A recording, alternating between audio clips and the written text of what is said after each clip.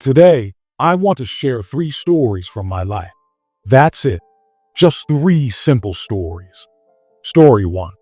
Connecting the dots. I dropped out of Reed College after 6 months, but continued as a drop-in for another year and a half before completely leaving. Why did I drop out? The story begins before I was even born. My biological mother was a young, unmarried graduate student who decided to put me up for adoption. She strongly believed I should be adopted by college-educated parents. Everything was arranged for a lawyer and his wife to adopt me. But when I was born, they changed their minds. They wanted a girl. One night, my soon-to-be parents, who were on a waiting list, received a call. "We have an unexpected baby boy. Do you want him?" They immediately said yes. However, when my biological mother later found out that my adoptive mother had never graduated from college and my father had not even finished high school, she refused to sign the final adoption papers. She only agreed when my parents promised that I would go to college.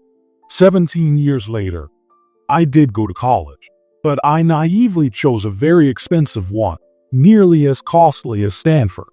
My working-class parents spent all their savings on my tuition. After 6 months, I couldn't see the value in it. I had no idea what I wanted to do with my life, and I didn't know how college would help me figure it out. Yet, I was spending all the money my parents had saved. So, I decided to drop out, trusting that everything would work out. It was scary, but looking back, it was one of the best choices I ever made. Once I dropped out, I was free to attend the classes that truly interested me. It wasn't always easy. I slept on friends' floors, returned Coke bottles for food money, and walked 7 miles every Sunday to get a good meal at the Hare Krishna temple. One of the most valuable things I discovered was calligraphy. Reed College had one of the best calligraphy programs in the country. Because I wasn't taking required classes, I chose to learn calligraphy. I studied serif and sans serif fonts, spacing between letters, and what makes great typography truly beautiful. It was artistic, subtle, and fascinating. At the time, I had no idea how this knowledge would ever be useful. But 10 years later, when we were designing the first Macintosh computer, I used everything I had learned.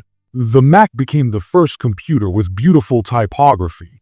If I had never dropped in on that class, personal computers might not have the elegant fonts they have today. Looking forward, it's impossible to connect the dots in life. You can only connect them looking back. So you have to trust that somehow the dots will connect in your future.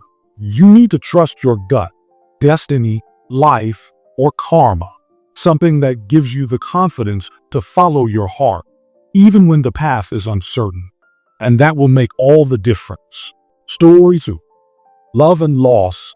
I was lucky to find my passion early. At 20, my friend and I started Apple in my parents' garage. We worked hard, and in 10 years, Apple grew from just the 2 of us to a $2 billion company with over 4,000 employees. A year after launching our best product, the Macintosh, I turned 30, and then I got fired. How can you be fired from a company you started? Well, as Apple grew, we hired someone I thought would be a great leader. For a while, things went well. But as time passed, our visions for the company diverged, and eventually, the board of directors sided with him. At 30, I was out, very publicly. My life's work was gone, and I was devastated. For months, I didn't know what to do. I felt like I had failed. I even considered leaving Silicon Valley. But then, I realized something. I still loved what I did. The setback at Apple hadn't changed that. So, I decided to start over. At the time, I didn't see it, but getting fired was the best thing that ever happened to me. The pressure of success was replaced by the freedom of being a beginner again.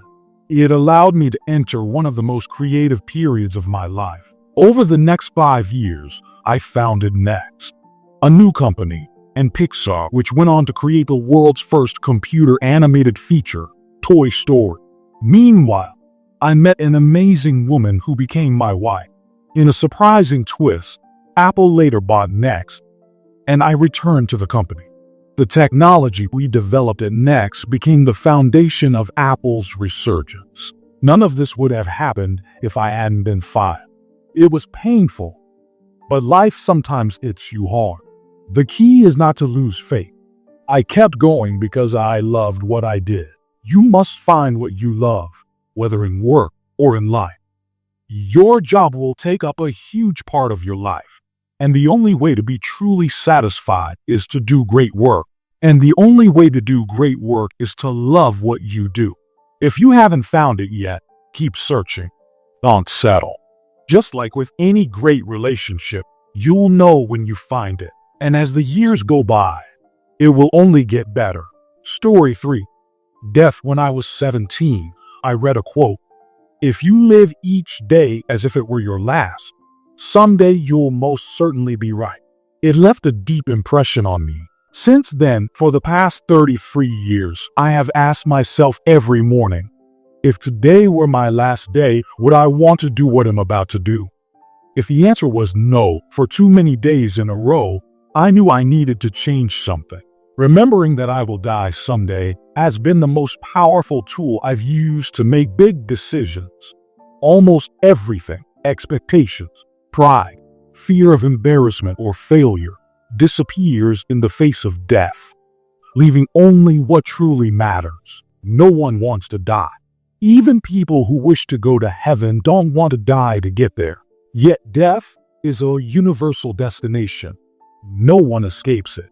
And that's how it should be. Death is life's greatest change agent. It clears out the old to make way for the new. Right now, the new is you. But one day, you will become the old and be replaced. Sorry to be dramatic, but it's the truth. Your time is limited. Don't waste it living someone else's life. Don't be trapped by dogma. Don't let others' opinions drown out your inner voice. Most importantly, have the courage to follow your heart and intuition. They already know what you truly want to become. Everything else is secondary. Stay hungry. Stay foolish.